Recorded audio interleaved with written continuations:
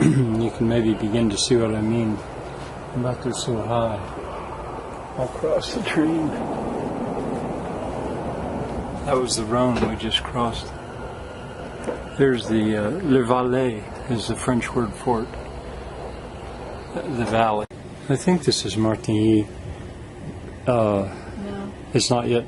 But there's a train, I guess maybe not there, that goes almost straight up.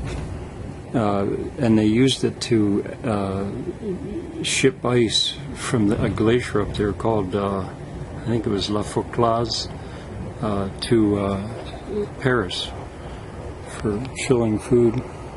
I'll see if I can catch it.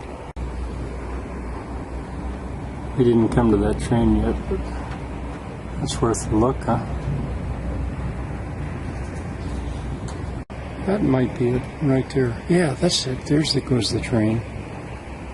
That's Purpose, and I assume it still runs. I don't really know. But its purpose was to bring ice from the glacier. Now that's a road that goes sort of to the same place. Jane and I drove that road partway and then turned around and came back. We're at Martigny. That's a Roman citadel tower. The view from up there is cool because the valley, Le Valais, makes a right angle right here. And from that point you can look up and down it. Now that road behind it, Jane and I have ridden that on a bus a couple times actually. You can get on a postal bus and ride it up to a pass and then walk along a abyss to a glacier. Martigny. First time I was ever in the Alps. I stayed here overnight, rented a car.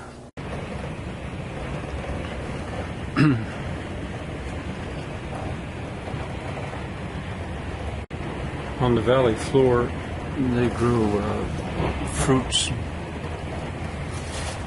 irrigated. Those, of course, are vineyards, but then you can also see hayfields up there. And, well, no, I guess those are vineyards, but we were joking about the fact that really you could fall out of your hayfield to your death in many parts of Switzerland.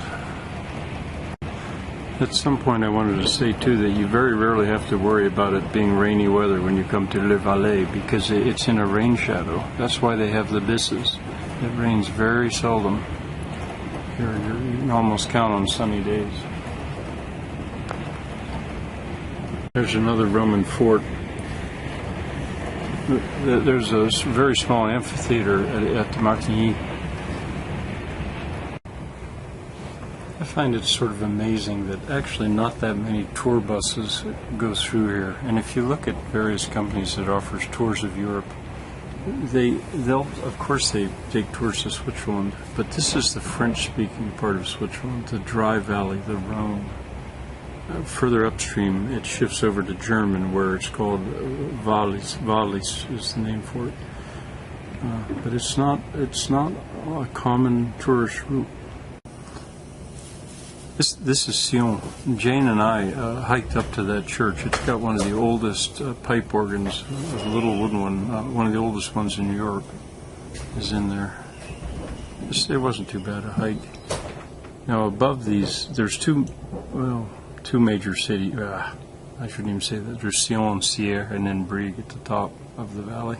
There's the German name, Valais, for the upper part of the valley. And Quelle der Alpen is German for spring of fountain of the Alps.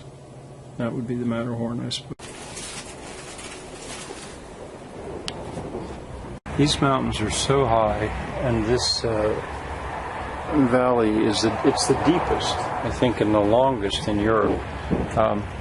But as a result of, and it goes east-west, and as a result of that, the southern exposure has got a vastly different ecology from the northern exposure, which doesn't get nearly as much light and doesn't have the same angle.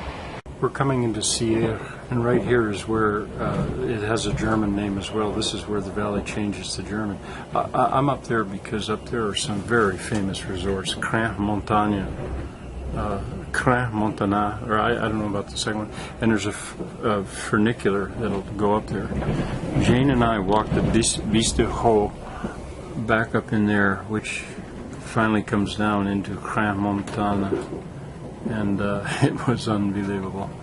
Yeah, you can take a little funicular and it'll take you right up to those resorts.